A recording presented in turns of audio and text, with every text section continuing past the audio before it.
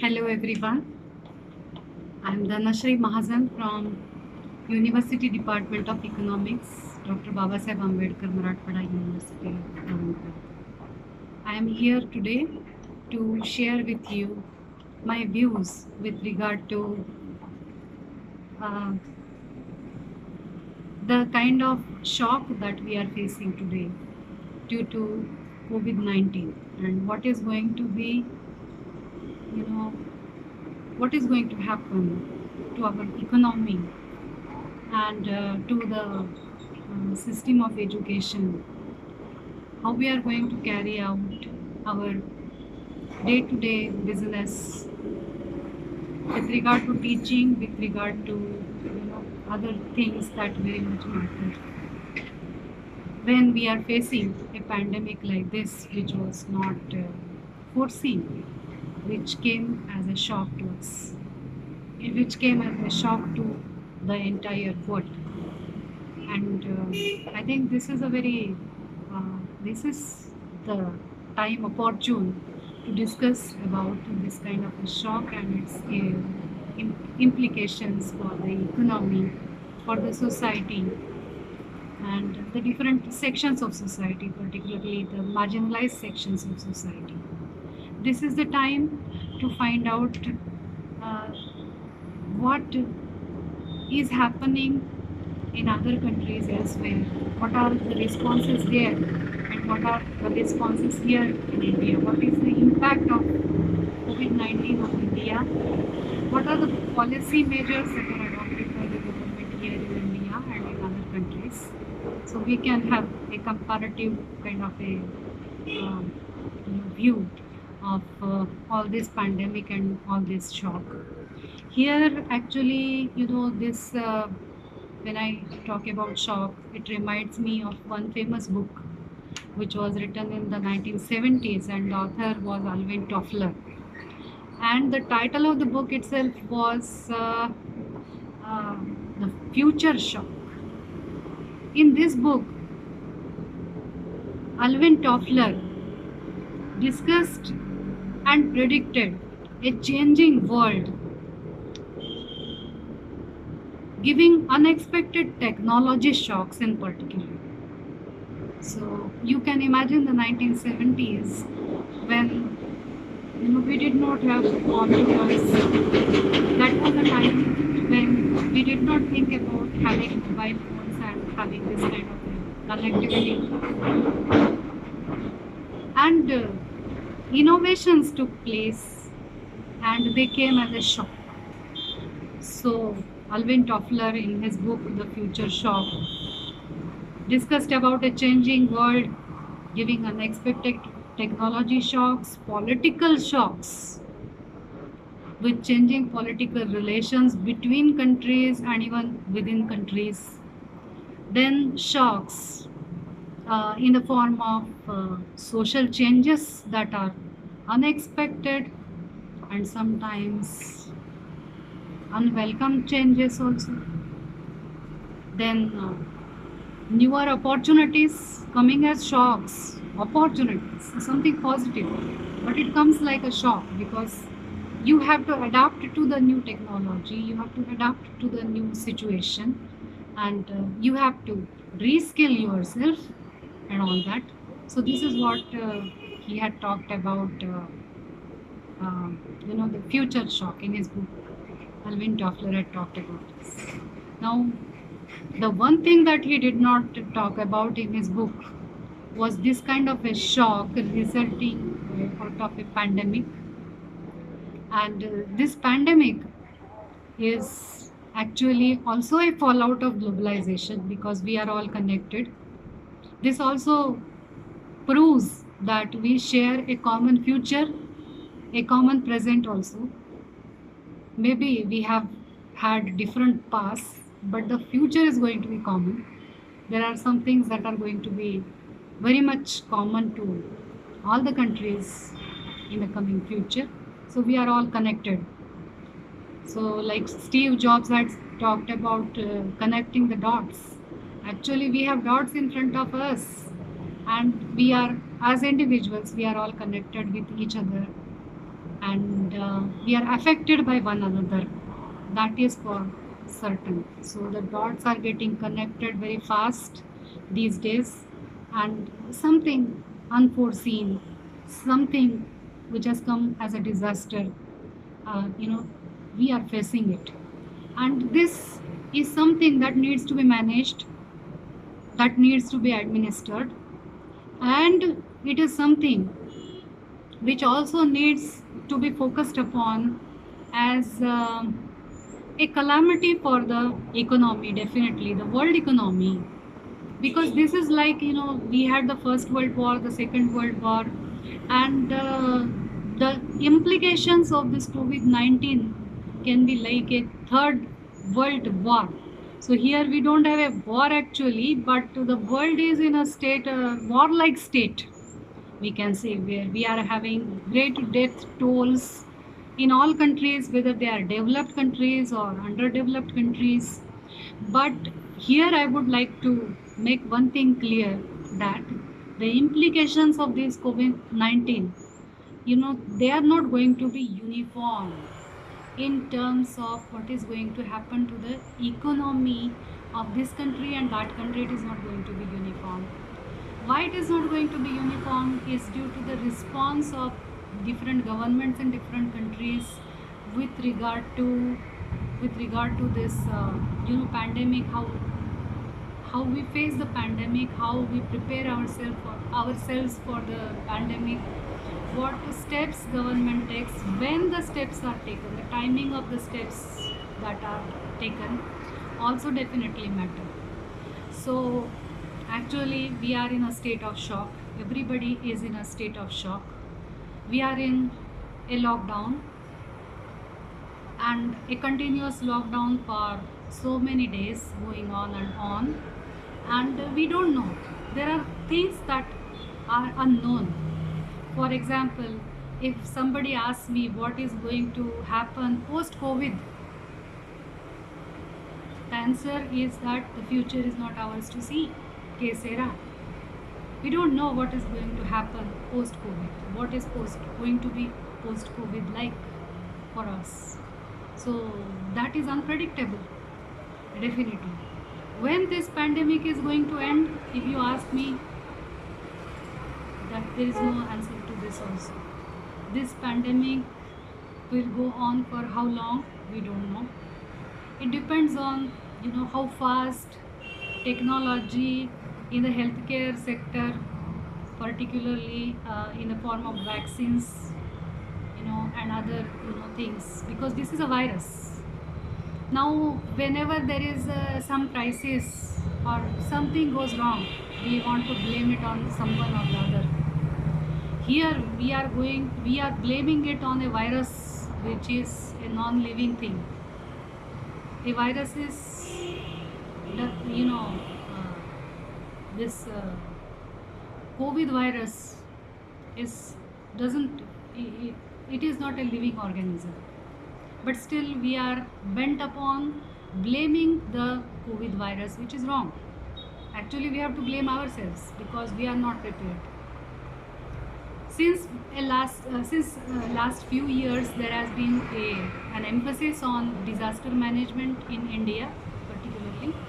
Even the human resource development centers have these programs uh, regarding how disasters can be managed, how unforeseen circumstances can be managed. But unfortunately, we are not prepared. We were not prepared. The world was not prepared, and India was not prepared. But I would like to point this out, that when this pandemic started spreading in a province in China, the news was already there in the media that the pandemic is spreading in China, and different countries, where in the process of bringing their people who were that at that time staying in China. They were in you know in the process of bringing them back. So that was the time actually when it was that was the time when That was a time of waking up. But we woke up, we were a little late, like lazy Mary. So we got up late and we responded late, definitely, because we knew that this was, contagious. The pandemic was contagious and it was playing a havoc in China. And if Chinese people come in contact with our people and our people come into contact with our own people, we are going to get affected. So that was the right time. That was back in, I think, December 2019. That is the reason why we call it COVID-19. And we started dealing with this COVID-19 in 2020.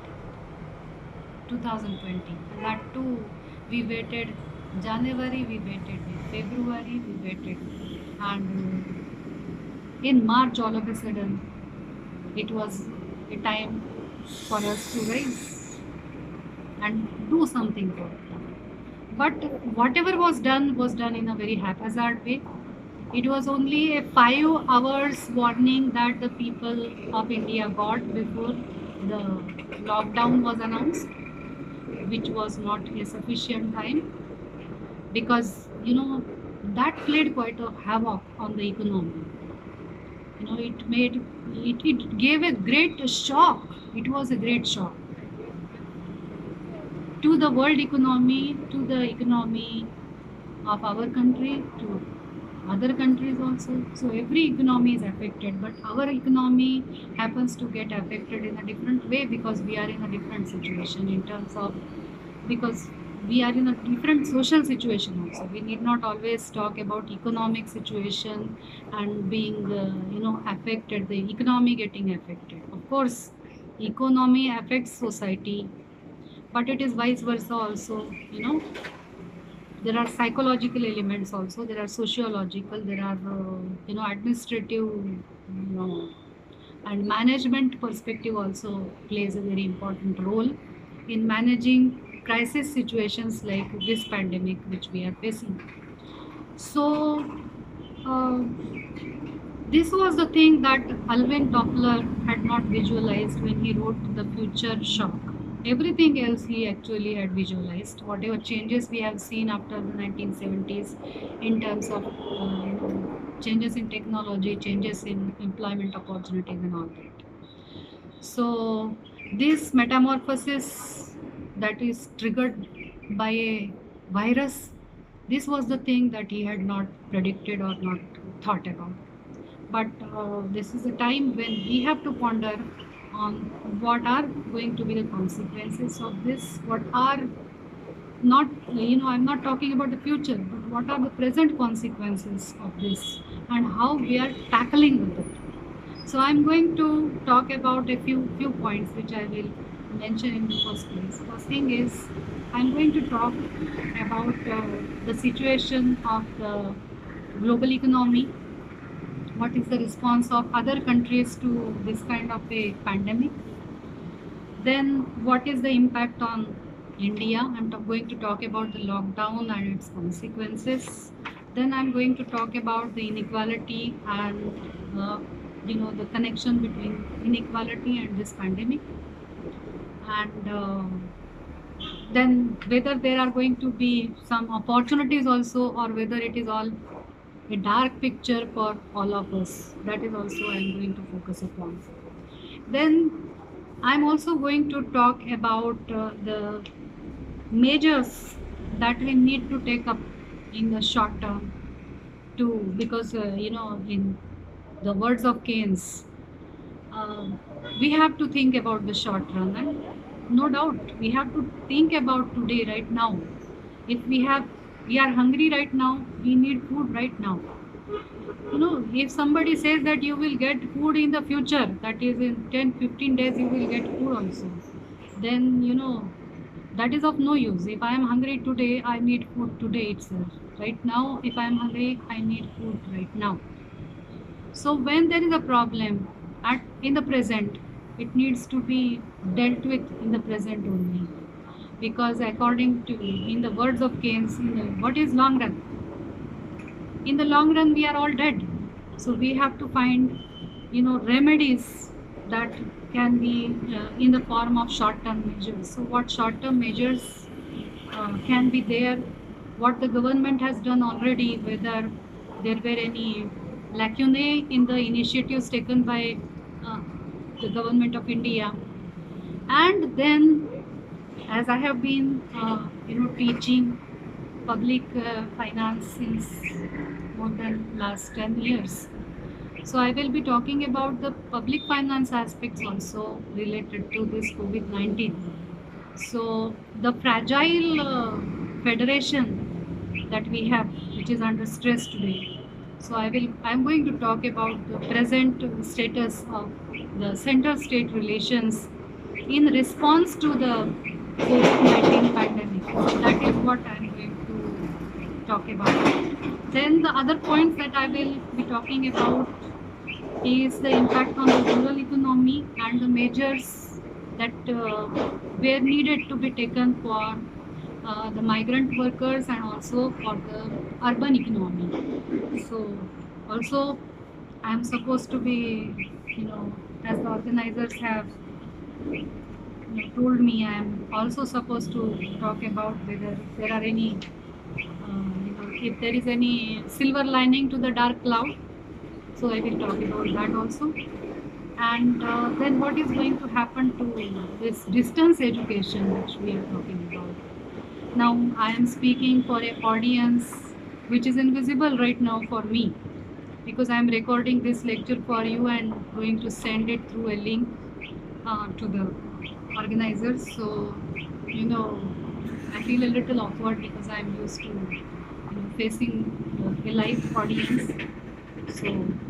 So this is going to be a challenge to the teachers also, because we have to be, you know, well versed with the technology. So this has come as a change, and so, you know, this is a change which is not simply a change, but it has its own repercussions, it has its own implications, and it has its own downsides also.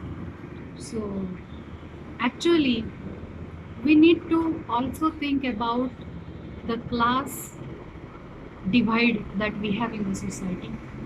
So, it can be social divide, it can be gender divide, it can be economic inequality, the divide resulting out of economic inequality, that is the class divide, the rich and poor. So, these divisions in our society also happen to make the crisis even graver, because there is a vulnerable section of our society. And who are these vulnerable people? These are the poor people, the below poverty line people, these are women, these are children. Now, you might ask me this question, why you are, particularly talking about women, because that is because of the rising incidence of domestic violence. There are reports that due to the lockdown and due to the addiction problem that we have in India, and the incidence of addiction among men is more as compared to the incidence of addiction amongst women. So, due to the lockdown, not getting the substances that people are addicted to results in domestic violence and many psychological problems resulting out of it. And so, children and women are suffering quite a lot. Then, the unorganized sector workers or informal sector workers are also suffering in our country. The migrant workers are also very much suffering because they have left their own house in search of bread. They came to some other state, and of course, everybody has a right to go and find a job in any other state. But you will find that there is voting by feet, and now they are voting by feet back to their own states, because they feel every kind of insecurity in the state where they came in search of bread, if they came in search of work, leaving their parents behind, leaving their families behind. So these migrant workers were very much affected due to the uh, lockdown, which was announced all of a sudden. Only a 5 hours gap was there. So when the Prime Minister for the first time announced that there is going to be a total lockdown, countrywide lockdown, and this is something that affected each and every individual in the country, and particularly the migrant workers in the country who lost their jobs instantaneously, and they had nothing to uh, you know support themselves with, and they were devoid of any support either from the government or from their employees mostly. Of course, the private sector also has social responsibility, but in times of crisis such as this one, it is more the responsibility of the government, because we have accepted the concept of welfare state, where the government is supposed to be taking care of the welfare of each and everyone. So, this decision, of course, by the government of going for a lockdown actually was all of a sudden, and it came as a jerk to the economy. It came as a jerk to everyone, and it definitely resulted in a loss for the economy. It was loss of employment for individuals. It was loss of productive production, and lower levels of output, definitely shrinking the GDP, and also the tax revenue of the government. The state government's revenue also was affected. Union government's revenue also is affected. But as compared to the union government, the state governments are in a big turmoil, because they are dependent on the union government for for funds. Of course, there is the provision of finance commission. Our constitution has made that provision that there would be a finance commission deciding what should be the size of the divisible pool. Divisible pool is the amount out of the tax collection that the union government has, which is to be distributed amongst various state governments according to their fiscal needs, as decided by the Finance Commission of India. So these are all the things. But what has happened is that the government, that is the union government, has given all the responsibility of tackling with this situation of COVID pandemic. The responsibility has fallen on state governments, and the state governments are uh, you know are facing a shortage of liquidity for giving packages, for giving stimulus to the economy, to the state economy. And the 15th Finance Commission has come out with its interim report, and it has also you know suggested that, not suggested, but it is of course mandatory for the union government to follow what the Finance Commission says. And according to the 15th Finance Commission report, the center or the union government is supposed to give 74,340 crores of rupees as fiscal deficit grant to all the states. All the states together, the amount is more than 74,000 crores of rupees. But so far, whatever data I have shows that only less than 15,000 crores have been released to all the states in India. So you can imagine. And the share of different states is different. And this much, that is only a meager amount, has been released by the union government to the state governments. So this is a pandemic situation, which is a crisis also in itself. So in this situation, the union government should have taken very quick steps to release these grants which are due to the state governments. Of course, these are not for tackling with the COVID-19, but these come, as mandatory payments from the union government to the state governments. But this has not been done. So most of the burden has fallen on states, and state revenues are collapsing. Center is not offering required support, and therefore, in our federal system, there is a fiscal crisis, no doubt about it. We are in the midst of a fiscal crisis. I will come back to this again because I want to start with I want to make this point first with regard to what has happened to the global economy. So uh, you know first thing that I would like to tell is that there is going to be at the global level between countries there is going to be more inequality between countries. I will come later on and talk about inequality in India, but between countries there is already there is inequality, but this will deepen even further due to this COVID-19.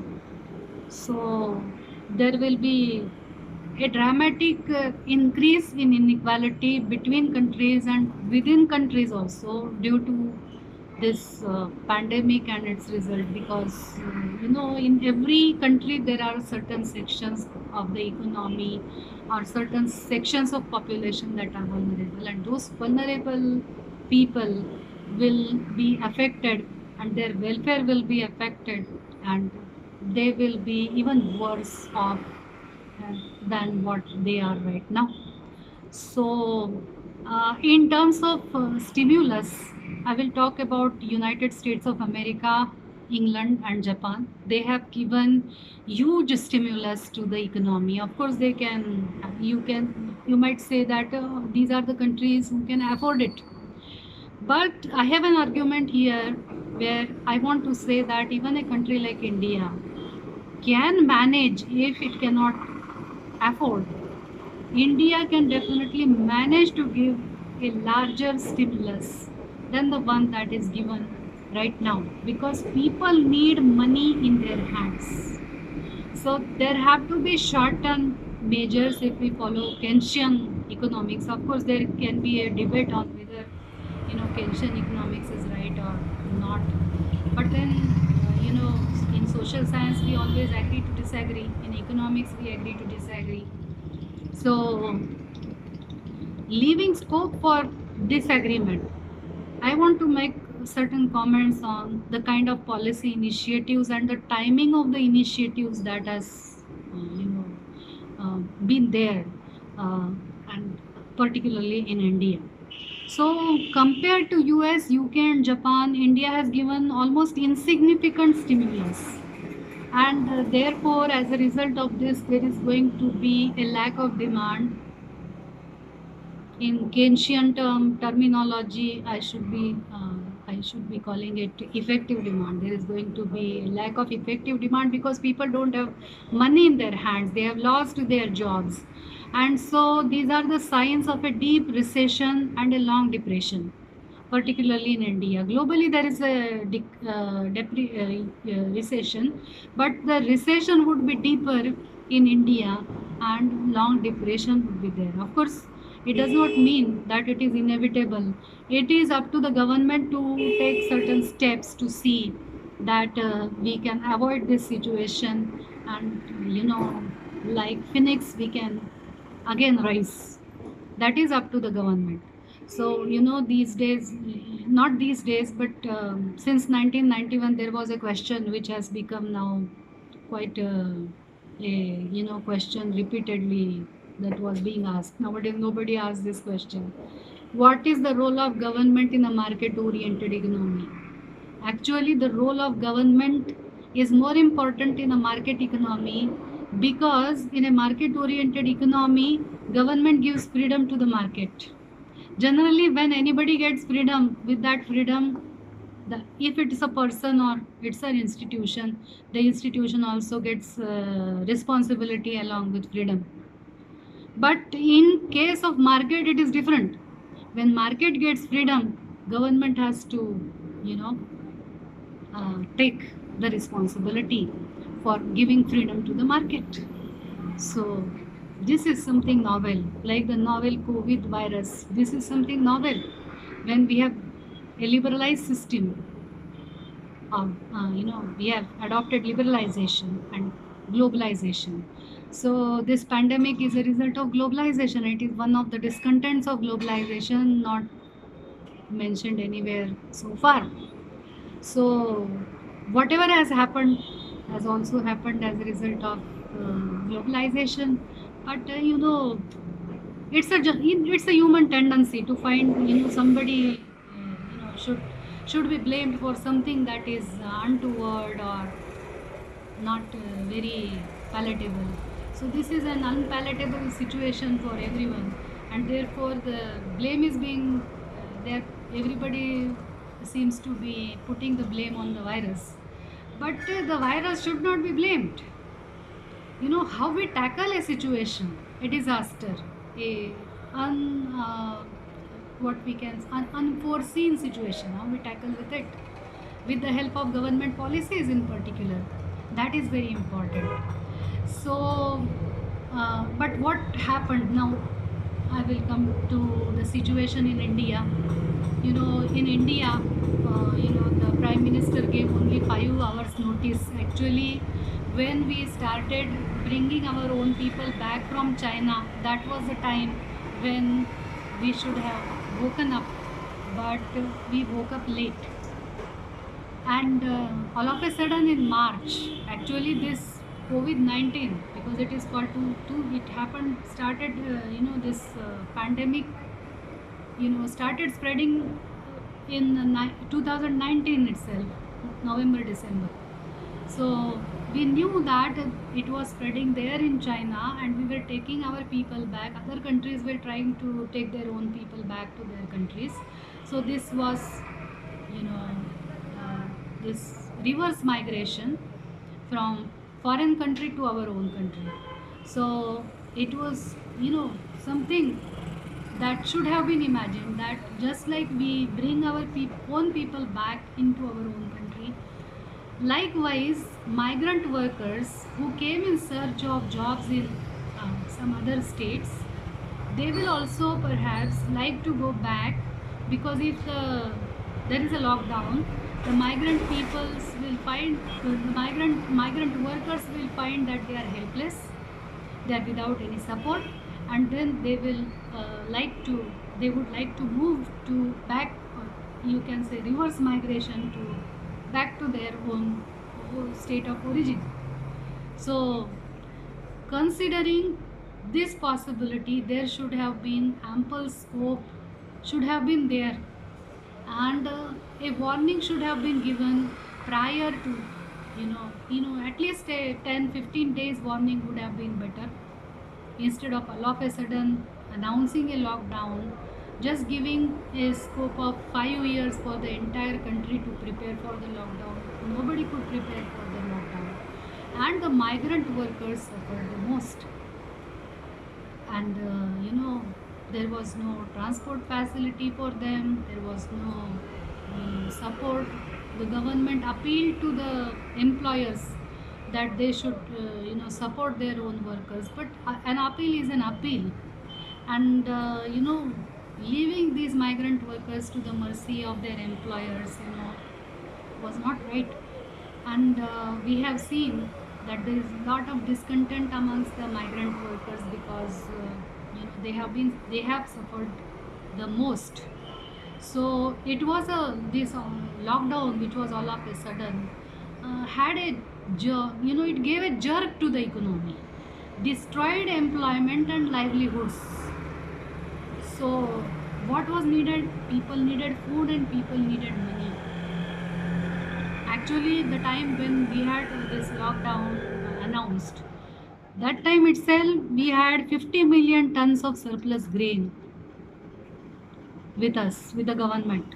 And the government at that point of time could have provided 10 kilograms per person per month for 6 months. Now the government has announced, of course, that they will be providing food grains to people. But this ability we already have because we are self-sufficient and there is excess production, surplus production, not excess, but surplus production of food grains at the disposal of the government, which can be easily, which could be easily distributed amongst the poor sections of the society who need it. So that is one thing. And second thing is that it is not by bread alone that we survive. We don't live by bread alone. We need money also. There are a number of necessities, there are a number of needs.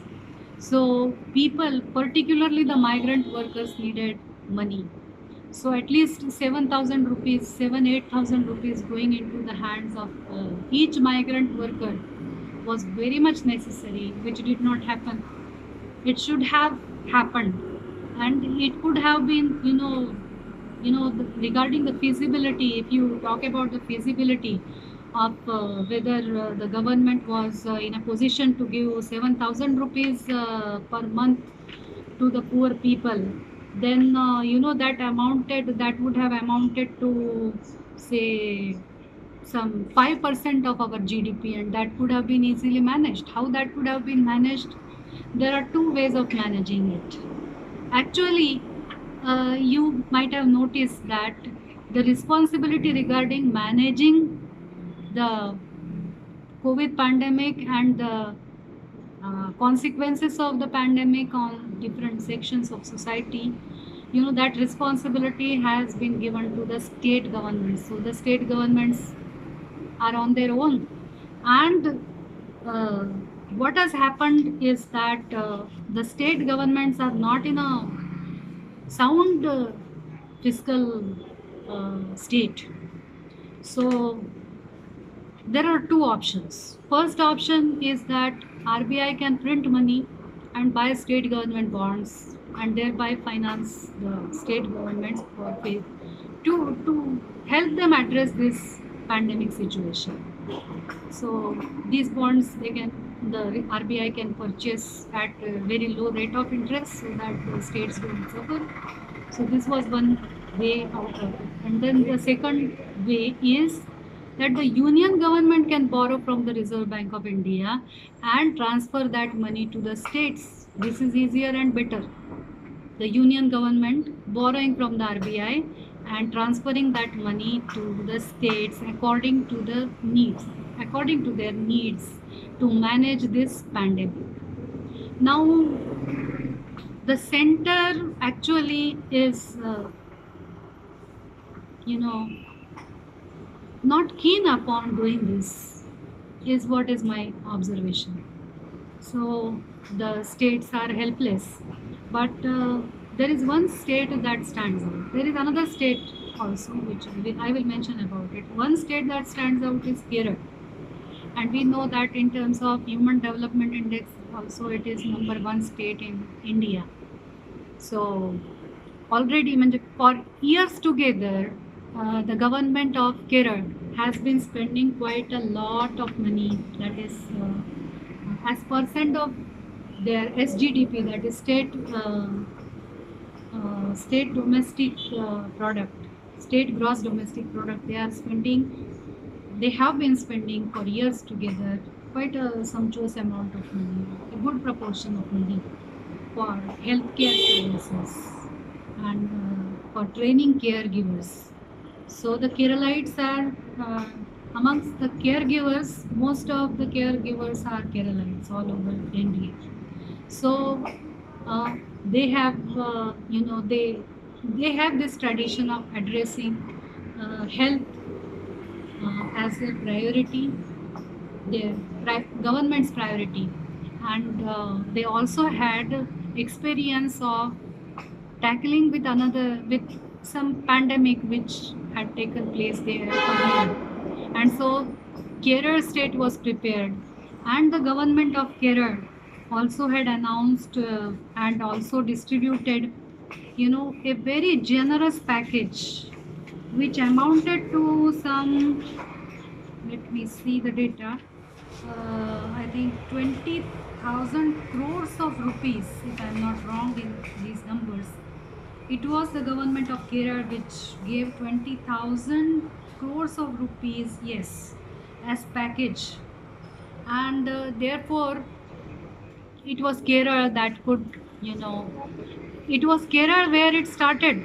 This first pandemic case, COVID pandemic, cases, COVID-19 cases were found first in Kerala, and this was the very first state which could, which could gain control over the pandemic, and it was COVID-19 free state. Again, some cases have been reported in Kerala, but the government is in full control of the situation.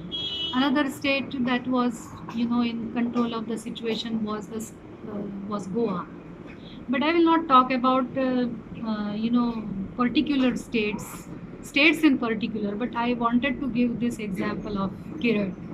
Another thing that I would like to mention about Kerala is that the local self-governments, they have a very good system of local self-government, where the local self-governments have been enabled by the state government to, appropriately govern and look after the needs of the people, the rural people, and also the urban local bodies. They are quite, actually, the Kerala model of Panchayat Raj is very famous.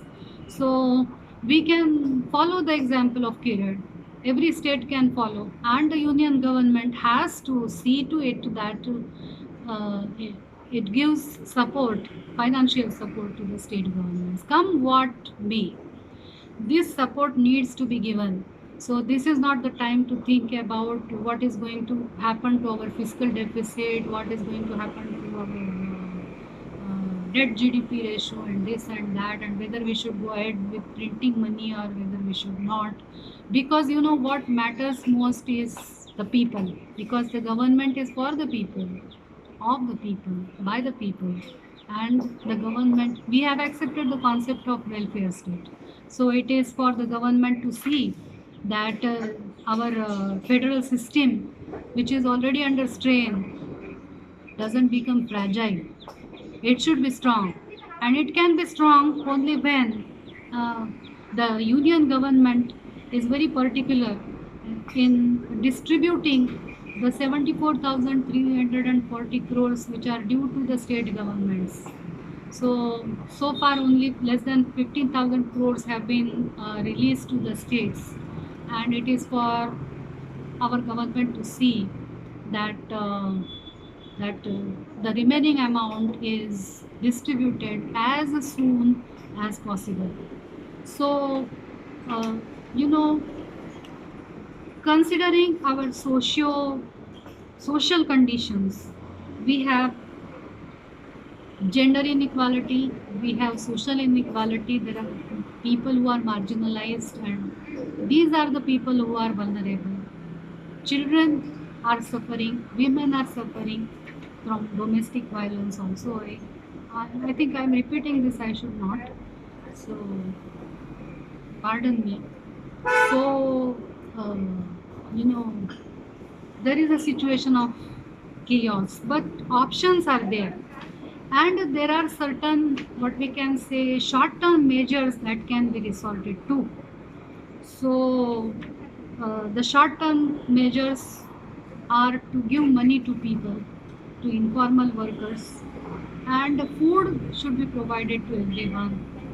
And we have this Narega in rural areas where, according to the act, one member from a rural household gets guaranteed employment for 100 days. Now, in this serious pandemic situation, the government should not limit this guaranteed employment only to one person in a household. It should be available to any adult who asks for employment, and not just for 100 days, but for as many days as the adult person wants to work. So this is one way out, and then there can be an urban rural employment guarantee scheme also, It is very much required. It is not that it is only in the rural economy that we have this problem of unemployment. Actually, due to COVID, this situation of unemployment and inequality has increased in the urban areas.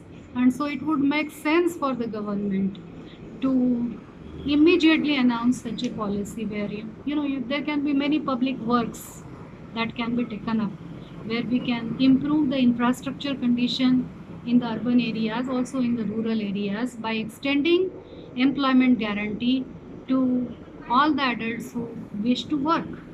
So this is what I would, these are my opinions with regard to what the government should be doing. Now I am also, supposed to talk about whether the situation, what is going to be the future post COVID, so that we don't know what lies in the future. But every dark cloud has a silver lining, so there will be certain opportunities, and there will be some changes also which will come as shocks also, because with children staying home and learning from home, distance education, parents will have to attend to their children instead of going for jobs, because there will be these changes, definitely will be there, because the parents are also not prepared. And then when it comes to connectivity, internet connectivity, there was one article somewhere which I had read, and they had said that in India the speed of internet is so slow. But of course these new innovations have now helped us in getting faster speed of the internet. But we don't have universal connectivity all over the country.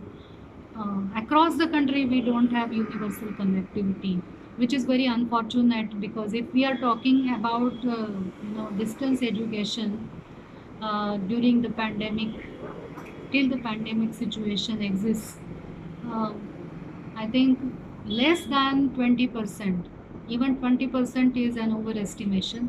Less than 20% of the students, whether they are school going children or college going boys and girls, less than 20% have this access to smartphones and laptops. And smartphones are not enough, because if you want to give lectures and then also give supporting, any say whatever study material, if you want to give in PDF or other format, then they also need to have a laptop. Everybody needs to have a laptop.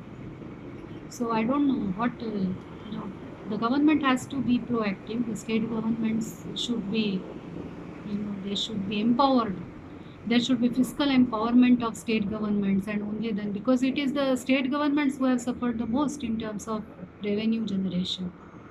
So with loss of revenue and all these things, there are going to be, these challenges in front of state governments, and therefore the union government's role is going to be decisive, no doubt about it. So what can be done? There can be different job timings, different weekly offs, so that there would not be, this what they call, keeping physical distance from each other. That will be possible if the weekly offs will be, for some people it will be Monday, Tuesday, for others it will be Wednesday, Friday, or there can be work from home as far as possible. So these are the options that are available. So COVID-19 is also likely to open some new avenues of job opportunities. But for that, we will have to reskill our students and reorient them to tap those opportunities. And for that, that Skill India program needs to be reskilling, and making the skill sets relevant to this COVID-19 situation. So uh, online education, if you ask me, then it is not for the people at the bottom of the ladder, and most of the people are at the bottom of the ladder. So, what is the bottom of the ladder? Considering the inequality that we have in India, then at, at least we can say 60% are at the bottom of the ladder, in the sense that they don't have any internet connectivity, the students in particular. So, they will be excluded if this online mode of education goes on. Then uh, you know, there will be some social problems also, like uh,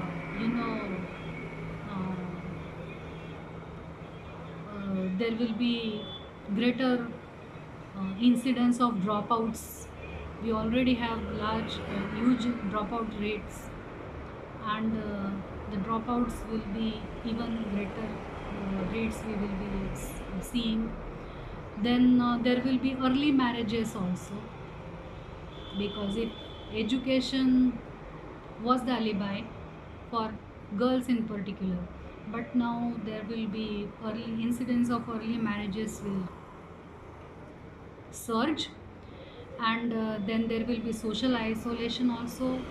There will be either fewer sports opportunities or no sports, which will actually affect the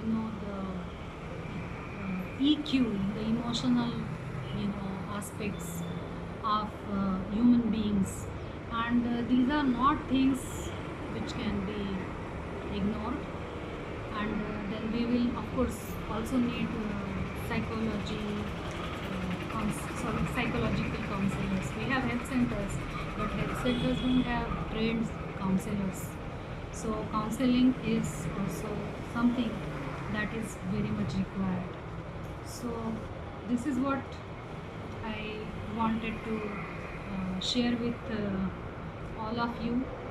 And we have to be mindful that because there are no schools, there is going to be this problem of poor nutrition or malnutrition. We are already facing it, and because there will not be any midday meal, there will be even greater incidence of malnutrition, particularly among children. So, children, women, then the scheduled castes, the scheduled tribes, and the poor in society. These are the people who are going to, bear the brunt of this situation. So this is a serious situation where everybody has to contribute in his and her own way by, reskilling yourself, by making the government writing articles about this, by making the government also aware that is the job of the academia in particular. So these are the thoughts that I thought I should be sharing with you and in with the visible audience. But what I can say with these words, I thank the organizers, Dr. Gaikwad sir, and also Srivastav sir, for giving me this opportunity to share my views with you. So I hope you have gained something out of this monologue of mine, and thank you very much for listening to this video. Thanks.